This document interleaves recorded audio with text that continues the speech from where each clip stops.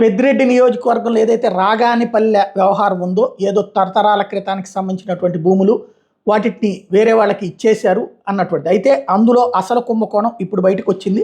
962 ఎకరాల అనాధీన భూమికి పట్టా ఇవ్వడాన్ని సవాల్ చేస్తూ సర్వే సెటిల్మెంట్స్ కమిషనర్ ఎదురుగుండా స్థానిక తహసీల్దార్ రివిజన్ పిటిషన్ దాఖలు చేయడంతో సంబంధిత వ్యక్తులకు రెవెన్యూ యంత్రాంగం నోటీసులు ఇవ్వడం ప్రారంభించింది. 41 మందిలో ఇప్పటిదాకా 19 మందికి నోటీసులు ఇస్తే ఇందులో కొందరు అసలు తమ పేట ఆ భూమి ఉందనినే తెలియదట.